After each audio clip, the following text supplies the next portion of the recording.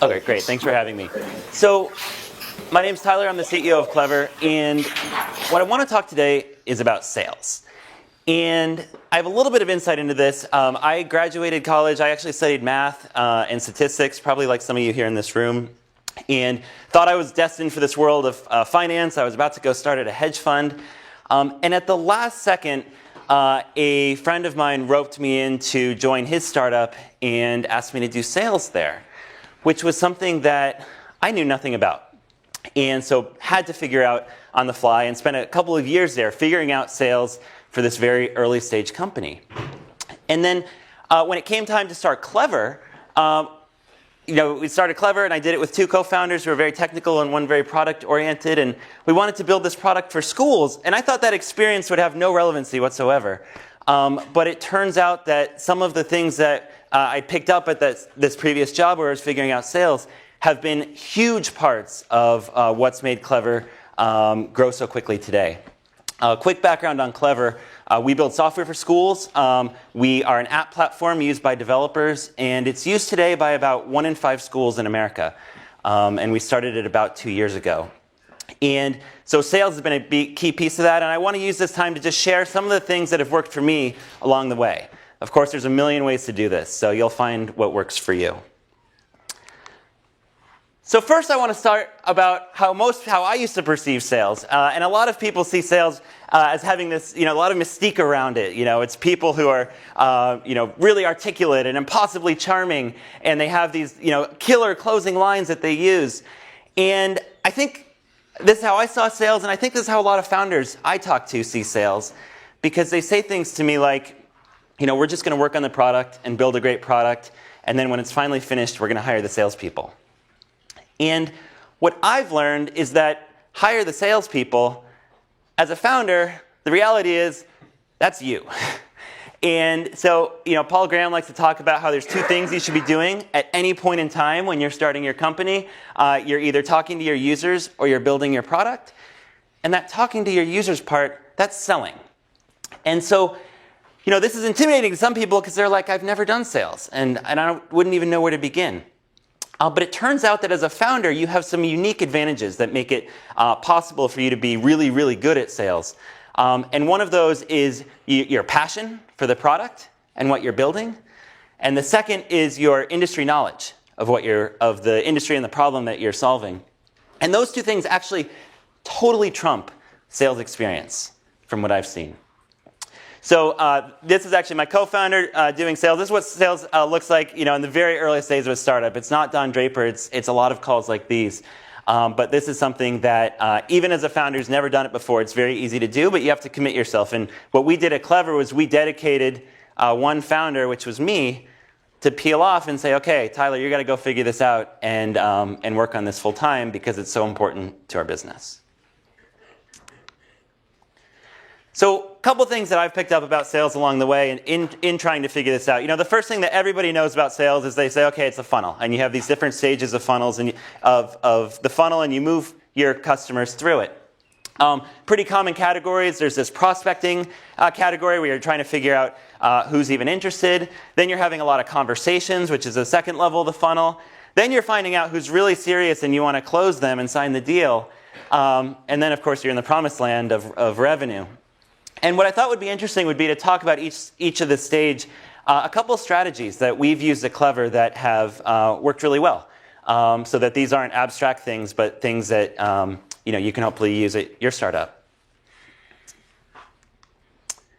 So prospecting. So prospecting is the process of figuring out who will even take your call.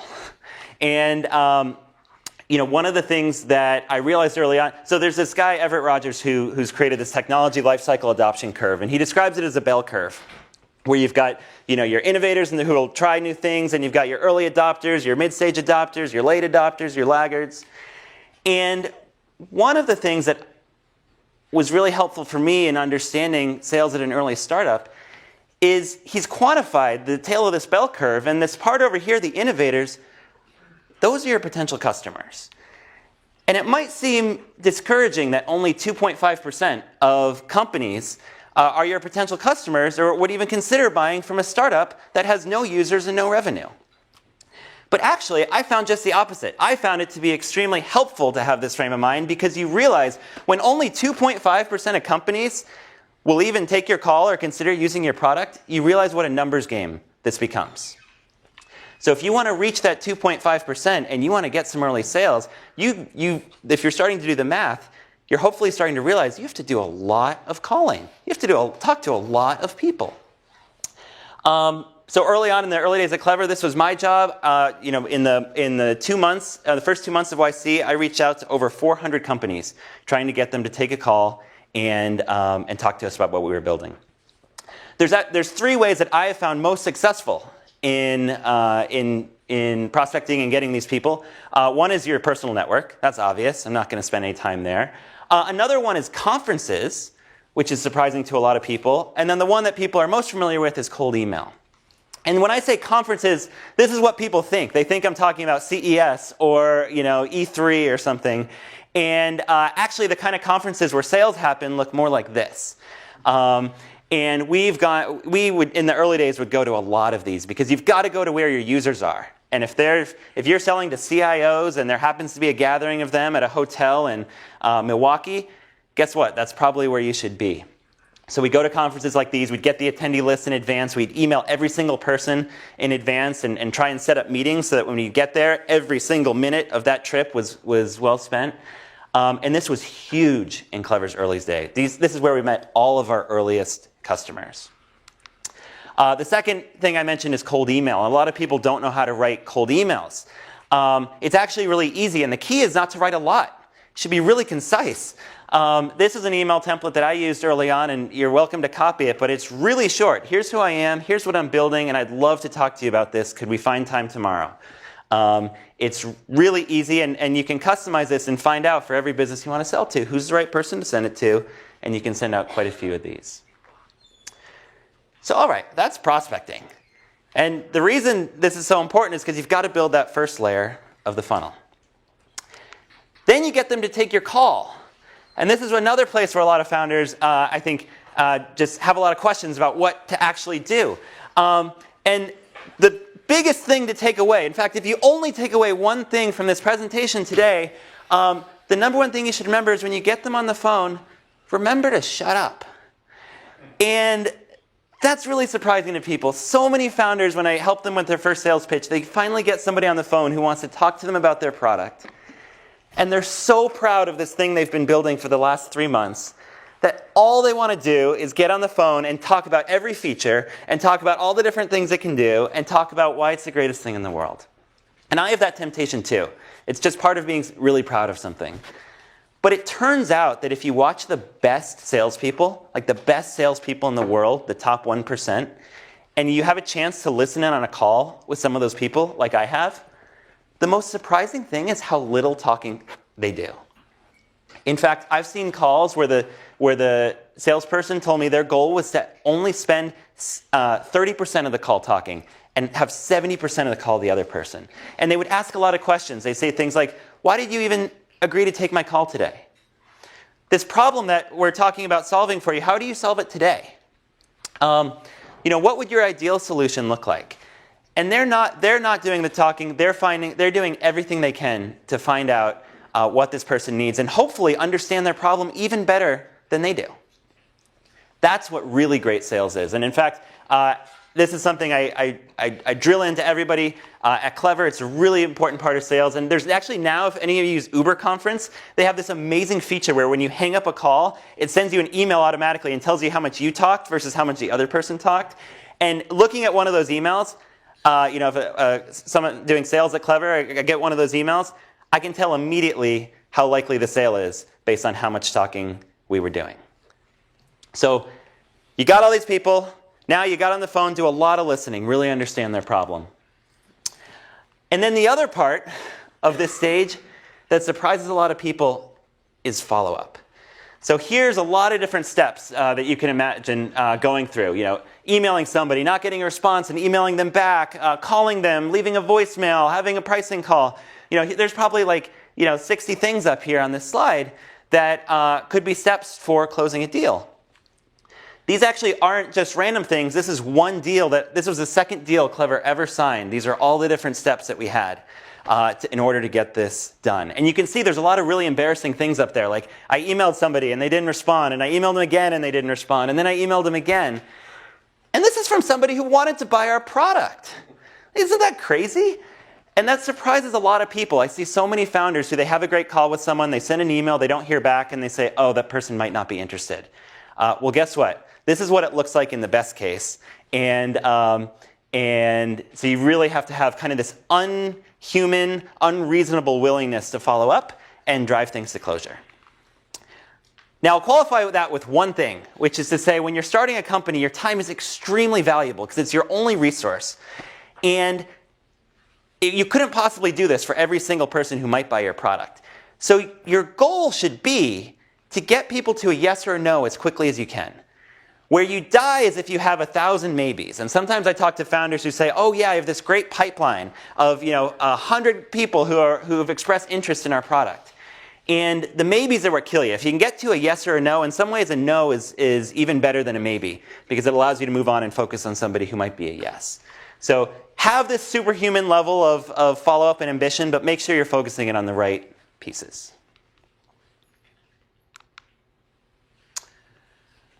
All right, so you've talked to a ton of people. You've had all these phone calls. You've followed up with them ridiculously to the point where they just know you're not going away and they've got to sign an agreement. This final step is something that, if you haven't done before, might seem opaque, but it's actually really simple. It's called redlining. So you'll send over an agreement. Their lawyers will mark it up. Your lawyers will mark it up, and you kind of go back and forth. If you're part of YC, this is really easy because YC has standard template agreements that they give you, so you don't have to find these, and you can just use those. But they've never been available. If you weren't part of YC, you kind of had to figure this out on your own. One of the things that I'm really excited about is, as part of this presentation, YC has agreed to open source their deal documents. So these documents that YC founders used to get are now going to be available to everybody. So this should hopefully never be a barrier to anyone who wants to do sales for their startup. You've got some great documents. And then the other thing I'll say about this, a place I see so many smart people go wrong, is you got to remember what your goal is. Your goal is to sign some deals and get some reference customers and get some validation and get some revenue. If you don't do that, your startup is toast. So in light of that, it's really surprising how many smart people will want to do 10 rounds of document review, quibbling over the most minor points because of pride, because of intelligence, whatever. Make sure the agreement is the way you want it, but then sign it and move on. I've seen founders spend months quibbling over some indemnification clauses, and their business would have been way better off if they'd just signed the deal and moved on to the next one. So that's one closing trap you can fall into. I have two more.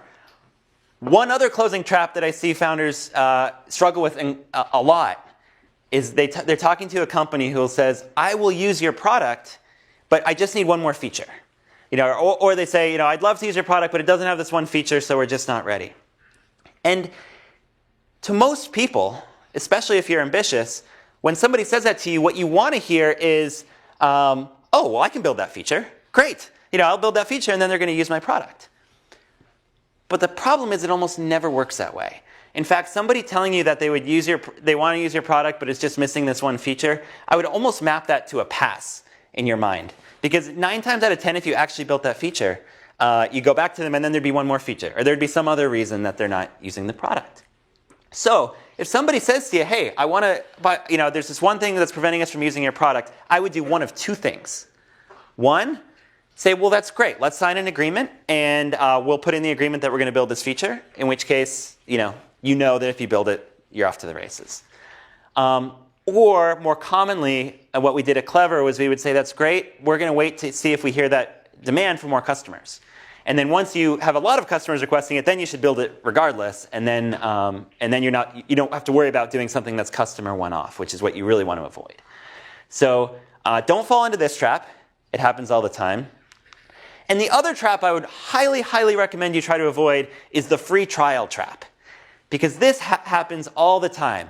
People, they go down this path with a customer. It seems really exciting. And then the customer says, oh, well, can I get a free trial? And you can't blame them. That's a totally reasonable thing to ask for. But the problem is, when you're starting a startup, you need revenue, you need validation, you need users, you need commitment, and free trials get you none of those things.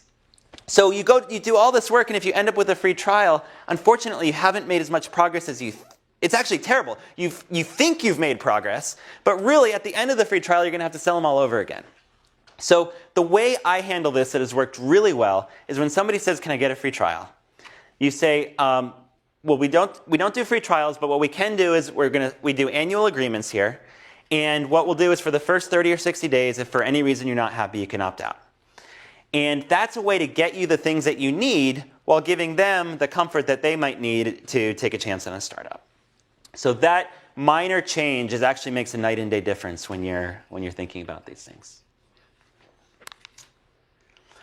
All right, so you've prospected.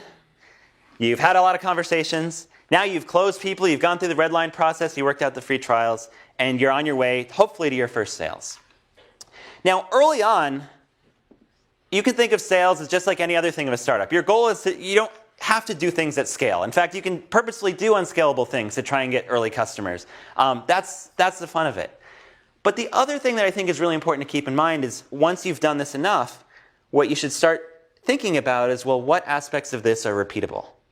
And what aspects of this, are we going to scale further? And there's this, Christoph Jans has this really great blog post online about the 5 ways to build a $100 million company. And he talks about he can have 1,000 customers buy a product that costs $100,000. Or you can have 10,000 customers buy a product that costs $10,000. Or you can have 100,000 customers buy a product that costs $1,000. And even though you don't need to know on day one which bucket you're going to fall into, most companies do fall into one of these buckets. And so you should start thinking about that as you're doing this. If you want to be in the elephant category of a $100,000 product, that's great, and you're going to have a really high-touch sales cycle, and that's fine. That's Salesforce, that's Workday, that's great. But if you think you're going to be a rabbit and sell products for $1,000 a year to businesses, and your sales process involves flying out to see them 3 times and 8 demos and 3 months of redlining, then you probably have to rethink something. And so I see a lot of startups, most commonly who want to be the rabbits and sell for a low-priced product to businesses, not thinking about how to do it in a scalable way. And that's one area where you can get underwater, or it just forces you to increase your prices. So this is how I think about different businesses, and it'll be helpful for you when you get started and once you've done enough of the sales to say, okay, where am I? And the corollary to that is how do I have to price my product to be a viable business?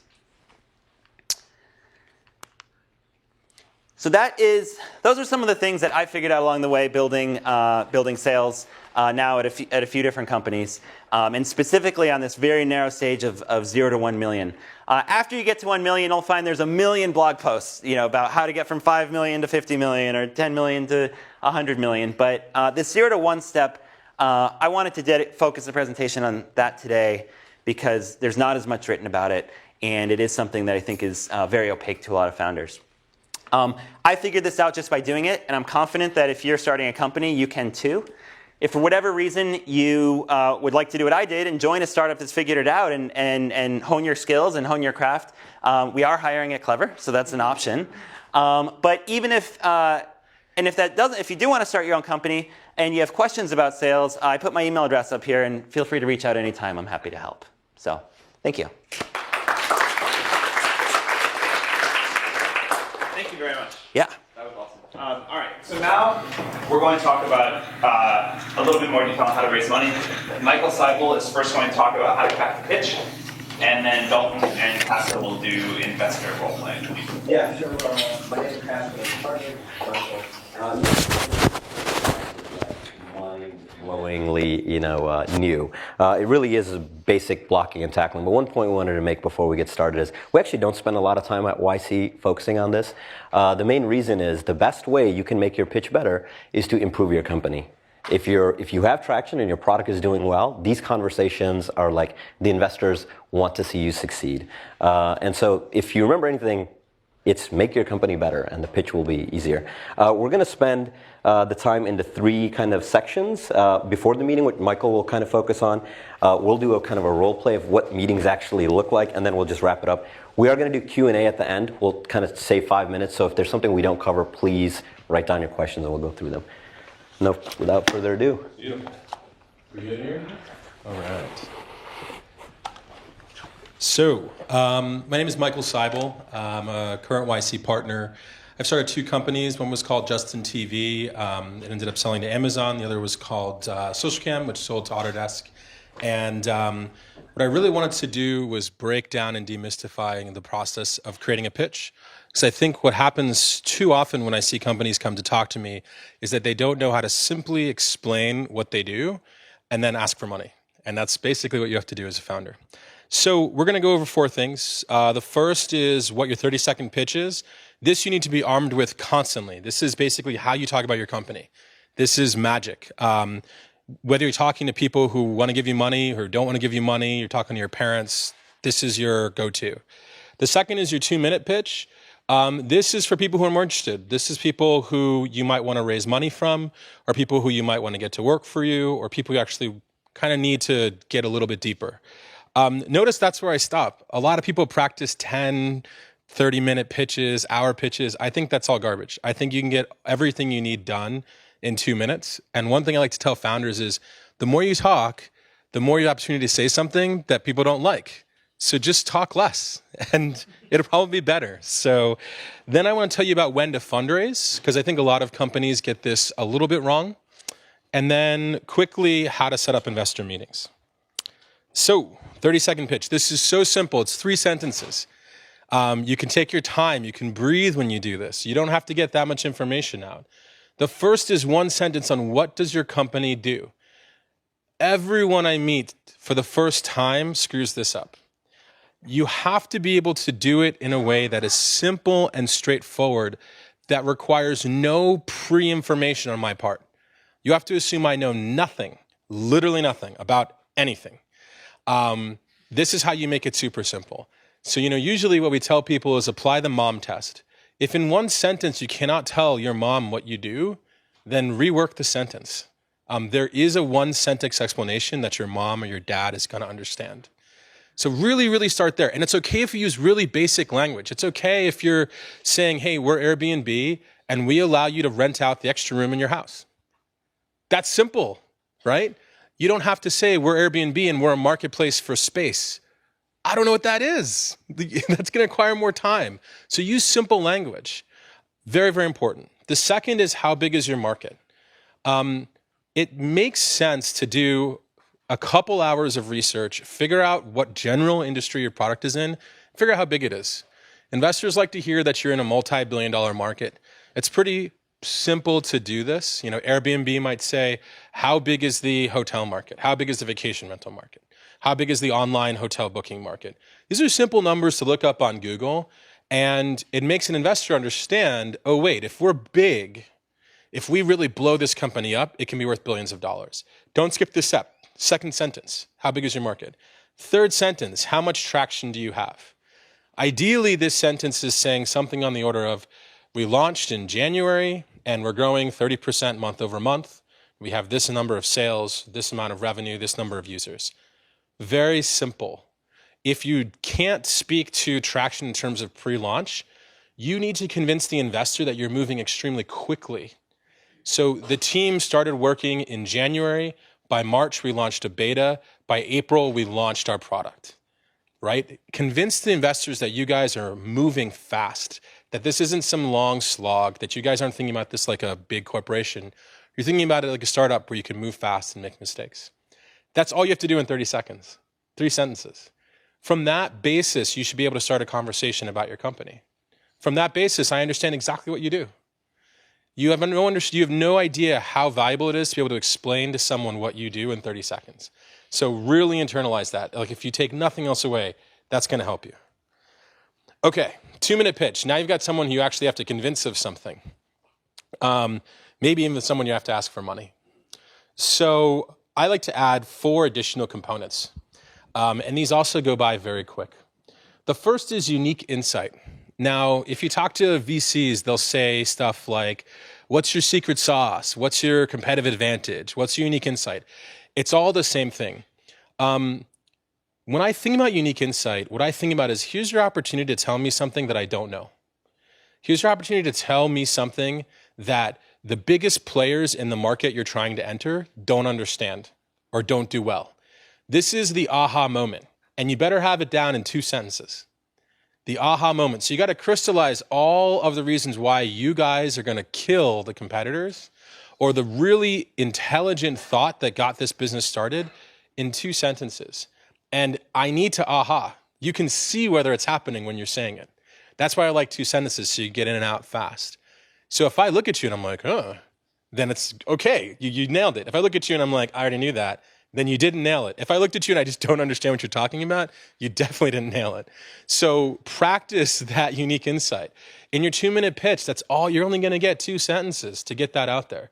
So it can't be complicated. And that's basically the theme of this whole thing, right? It cannot be complicated. Next, how do you make money? Your business model. I see so many founders run away from this question because they think things like, if I say advertising, people are going to be like, oh, that's stupid. Just say it. Don't run away. If it's advertising, say advertising. Facebook's a massive advertising business. So is Google. If it's direct sales, it's direct sales. If it's a game and you're selling in-app ad-ups, that's fine. Just say it. Don't run away from this sentence. It only has to be 1 sentence long. Where founders get tricked on how will you make money is they say, well, we're going to run advertising, maybe some virtual goods. We're going to figure out how to do this and maybe this and maybe this. Well, now you're saying nothing. Now you've told me you have no idea how you want to monetize this. This was a check mark that I just wanted to write. Oh, they know how they're going to monetize. And instead, I'm writing a big question mark. So do the thing that everyone else in your industry does to monetize 95% of the time, say it and move on. It's totally okay. No one's going to hold your feet to the fire and say 3 years later, you didn't monetize this way. But it's much better to be clear and concise than it is to start spouting out every single way your company can make money. The next one is team. I think that this answer is actually really clear. I think you're trying to do 2 things. If your team has done something particularly impressive, you need to call that out. We were the founders of PayPal. Probably want to say that. We were the founders of Amazon. Probably want to say that. So if you guys have done something that has made investors money, you want to say that. If not, then please don't go on about the awards your team has won or the PhDs or I don't care. I don't care. What we want to hear is how many founders, hopefully between 2 and 4. What we want to hear is how many of them are technical. How many engineers versus business people? Hopefully it's 50-50 or more engineers. We want to hear is that how long have you guys known each other? We don't want to hear you guys met at a founders dating event 3 days ago. Ideally, you've known each other either personally or professionally for at least 6 months. We want to hear is that you're all working full time. It's really helpful. We're all committed to this business. And what we want to hear is how you met. That's it. You can get in and out of that 2 sentences very easy. Your only way to build credentials is if you've accomplished something. And with an investor, typically it's if you've accomplished something that's made someone some money. So don't try to overinflate yourself. If you don't have that stat on your resume, move on. The more you talk about a bad thing, the worse it looks. So the last one is the big ask. When it comes to this, and you have to figure out whether this is a conversation that involves fundraising or not, what I tell people is this is the time where you kind of have to know what you're talking about. This is a time where you have to know, are you raising on a convertible note? Are you raising on a safe? You have to know what the cap of that safe is. You have to know how much money you're raising. You have to know what the minimum check size is. These are things where if you don't know these things, investors are going to be like, oh, these guys aren't serious, or they haven't done their homework. So whereas in the rest of this whole thing, you shouldn't use any jargon, in this part, you shouldn't just be like, oh, we're just raising some money. Now it's time to actually use a little bit of that jargon. If you don't know that jargon, Google search it. It's real simple. You guys will learn it fast. So that's it, by the way. That's all your pitch. Done. Game over. Now you let them talk. So when to fundraise? I think this is so important, right? You've got this little growth graph here. investors like to invest based on traction. And so literally, it's always better to raise money when you've got more traction than less. Oftentimes, though, you guys will be in the situation where you're just starting, or maybe you just launched. So what you need to do is you need to think about, how do you flip the equation? Your entire mindset should be, typically, you are the ones asking investors for money, and therefore they are strong and you are weak. How do you create a scenario where you are strong and they are weak, right? That's where you want to be fundraising. So first, how do you know that you're strong? If investors are asking you to give you money, you're strong. That might be a good time to start fundraising. If investors aren't asking about giving you money, are you talking to people about your startup? Or are you running super stealth? If you're talking to people about your startup and you're getting the word out, either that's through the press or just through talking to your friends or people you know doing startups, that's a good way to kind of start feeding that. The second thing is, have you created a plan so that you can launch and grow without needing to raise a bunch of money? 95% of the startups that I meet can get a product to market with a very, very little bit of money. So never put the investor in the ultimate position of power. We can't do anything until you give us money. You always want to flip it around. You always want it to be, this thing's moving. We all left our jobs. We're all working full time. And it's moving. If you want to jump on, great. If not, there are a lot of angel investors. That's the attitude you want to have. That's the confidence you want to have. If you need money early, always plan for needing less money. And always be able to show that you've got a fully committed team that's working fast. That's going to be how you gain an advantage when you can't show traction. If you can show that investor that you haven't launched yet, but you've done 8 months of work in 1 month or 2 months, that you've got a great team that have all quit their jobs and they're totally committed, you get some of that advantage back. But you don't get all of the advantage unless you're launched and growing. So something to keep in mind. Finally, how to set up investor meetings. This is really, really simple, but I'm surprised at how many companies don't get this right. The first is, you want a warm introduction from another entrepreneur, preferably, or a previous investor of yours. That's where you want to start. If someone who's passed on your company as an investor offers you to make introductions, that's kryptonite. Don't touch that. So first, warm introduction. Very simple. You don't want to cold call these people. You don't want to bum rush these people. The credibility of the person who's introducing you to an investor is a big part on whether the investor will take that meeting. Second, think in parallel. So many people that I meet will run the fundraising, this super slow process. We met with one guy this week. We're going to schedule a meeting with another guy next week, another guy 3 weeks from now. When you're fundraising, you're on. It's a sprint. It's not a marathon. So you want to schedule all of your meetings during the same week. It's extremely hard to do, but here's one trick that I love.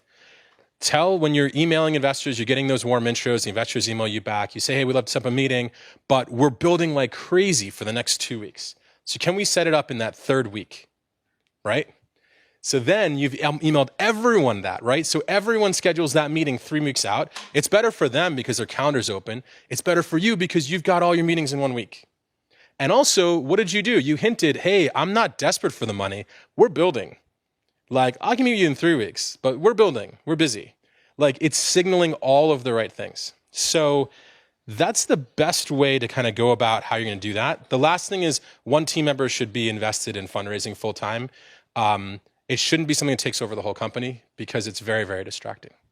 So with that, let's kick it off to the next part of this.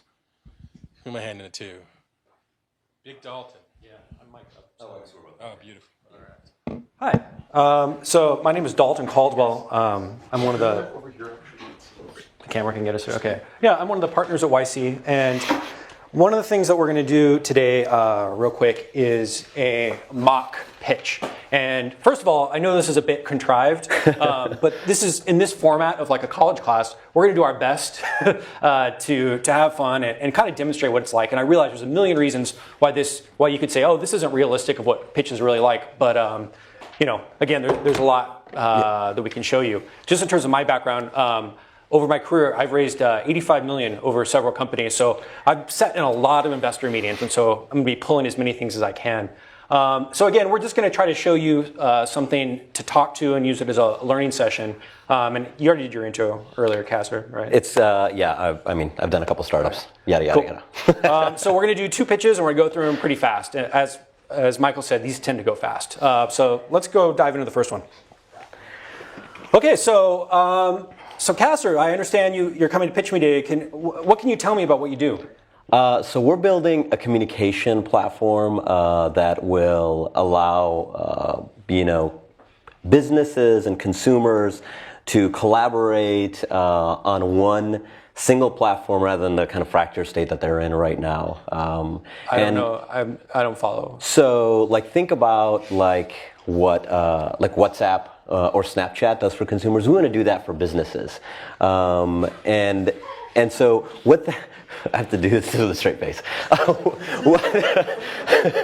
What that means is we want to enable consumers to talk to businesses. That's really the goal of our startup is. I still don't. So who uses this? What does the product do? So I mean, it's for consumers and businesses. It's a messaging product. It allows consumers to send. Why would a consumer want to use your product?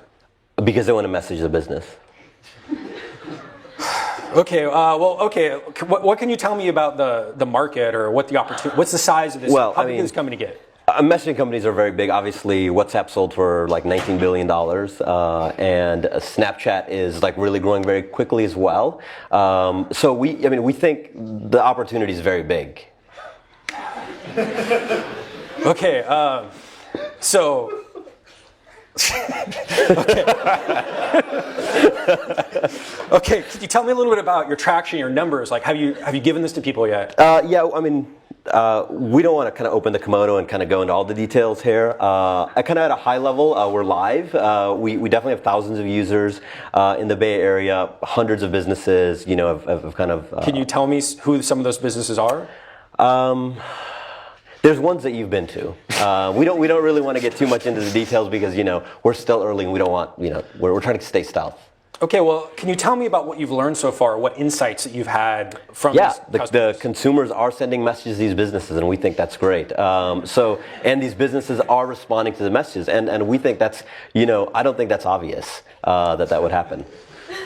So, can you tell me about what your business model is and how?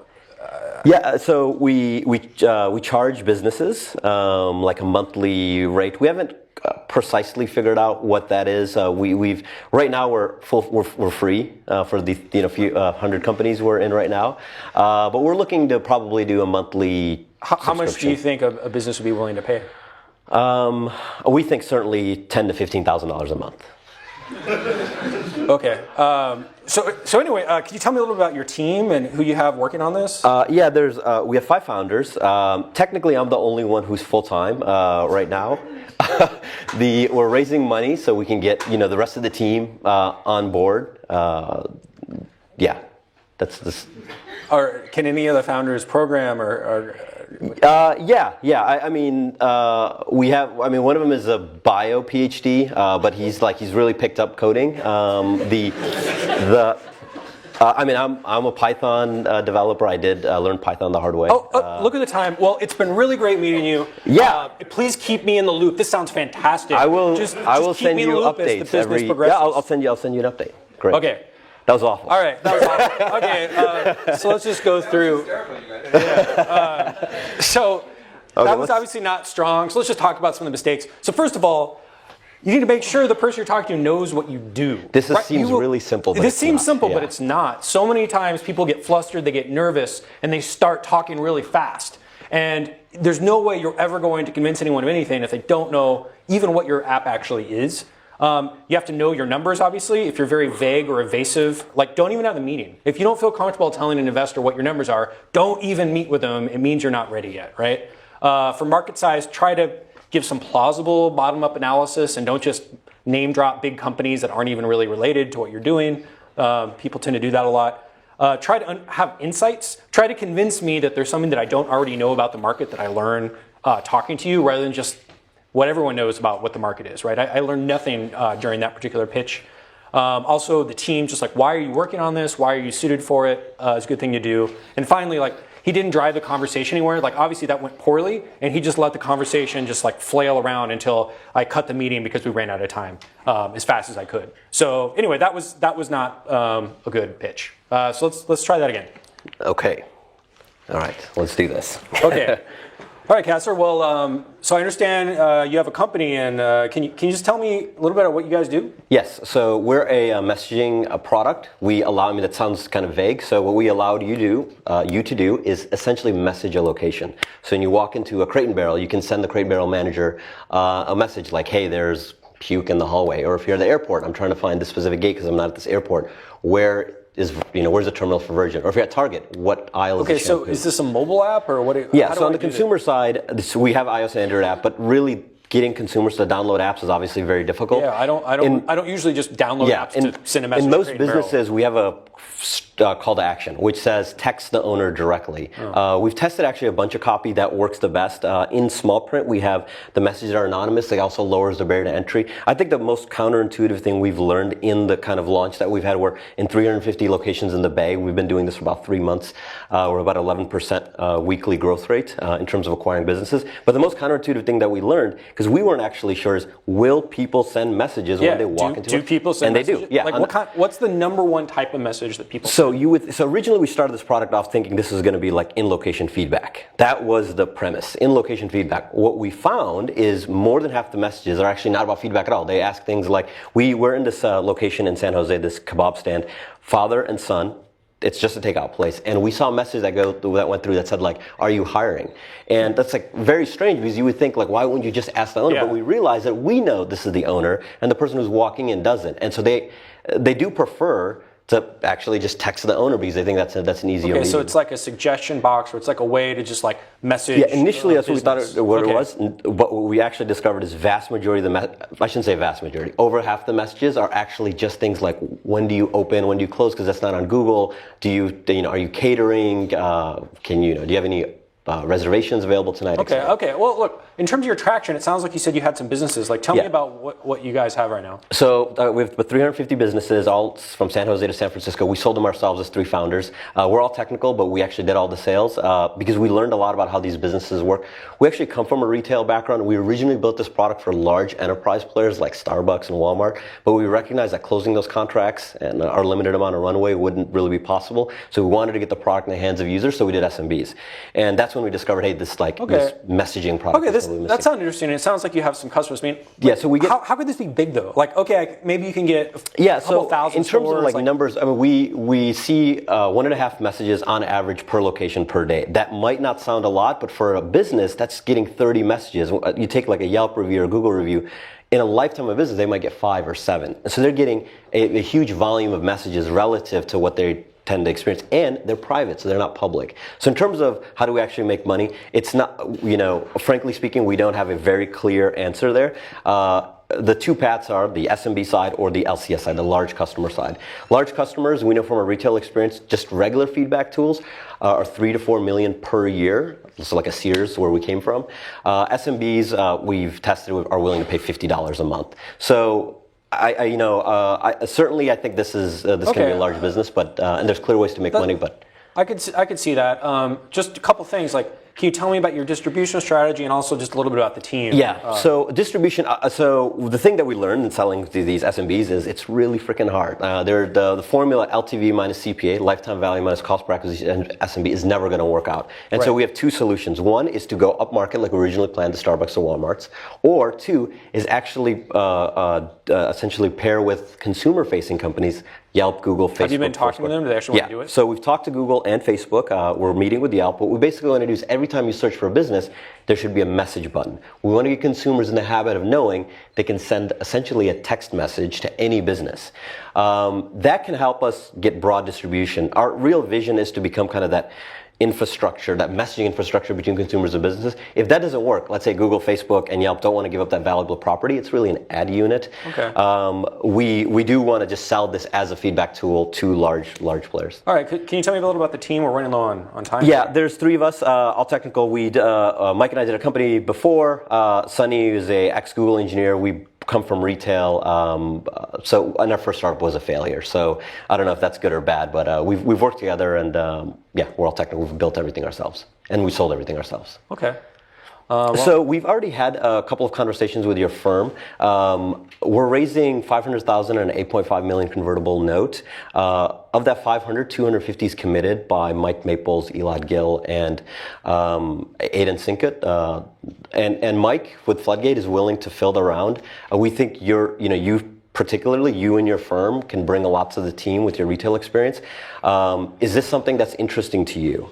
Yeah, I think this is really interesting. I mean, I would need to talk to a couple more folks on my side, but I do think this could be pretty big. Yeah, since we've had a couple of conversations before, and we're certainly willing to meet again. We are closing around this Friday, and so certainly take time and let your other partners know. I'll be available between now and Friday. I'll give you another call before Friday before we close the round. But we'd love to actually see you in the round. Okay, well, sounds good. I got to go, but thanks for that. We'll keep Thanks. Okay. All right. So very different type of a conversation. Yeah. So do you have the clicker? Yes. So in terms of that one, some key points here is try to actually tell a narrative that makes sense to people. You notice there was narratives there. I was talking about people, how they really use it. We're able to tie it down to the real world, which is good. He was able to demonstrate insights and actually tell me something I didn't already know about the market. Like there were some tidbits there. It was more of a collaborative meeting where it felt more like a conversation than just like I was interviewing him about something. In my opinion, he actually asked for money, and this is the other key thing. Is at the end you saw I could have easily just been like, okay, gotta go, but he did talk about fundraising, as Michael mentioned, and he was able to provide all the context and all the questions I would need to actually have a serious conversation with him. If he was cagey about it or shy about it and not clear on the numbers, that there's a very good chance that I probably would have just ended the conversation due to time pressure. Yeah, it's interesting. We sit on the other side a lot. You can tell when people are very passionate and know their business very, very well, and that's what you have to become. Okay, so closing thoughts here before what you want to do after the meeting, before we get into Q&A. We're running a little short on time. After the meeting, the first thing, just like Tyler said in the sales things, follow up. This is important, and anything other than a check or wired funds is a no. So if they say we got to keep talking to partners, I assume that's a no. And so you do want to put some pressure. The way that you can do that is get deal heat. A deal heat is just a term which means there's a demand for you to be in your round. This is the easiest way and an important way to actually drive up price, etc. Due diligence on the investor. So let's say you have that $500,000 raised for your seed round on the $8.5 million, like we used in this example. Due diligence on investors. If you do find out, I do diligence on Dalton, and I find, hey, he's actually not a great investor, I can get Elad or Mike Maples or whoever to actually fill the rest of the round. It's surprising to us how many entrepreneurs don't do this. It's like you would actually spend a lot of time hiring somebody. You're selling a part of your company to somebody. You should know who you're selling it to make sure they're the type of people you think they are. And then last, know when to stop. So some founders get so good at fundraising, they just want to do it all the time because it's much easier to do than actually building the company. Yeah, you think you could. Fundraising does not equal success. And just because you fundraise does not mean you succeeded. And nobody realizes that. And we say this, and we'll say this now, but I'm sure everyone will still equate fundraising with success and read about someone's fundraising and assume that means they're successful. My intuition is why this is the case is because a lot of smart people, their whole life, they've applied to good schools and applied to good jobs, and they just think fundraising is another application that they can just kind of check off. Yeah. And building a company is much more ambiguous. But anyways, that's the session. I don't know if we have time for, just underlining that build your company, fundraising is not the goal. You guys should stick around for a few minutes after and answer questions. Sure. Yeah, we can do that. All right, thank you guys very much. That was great.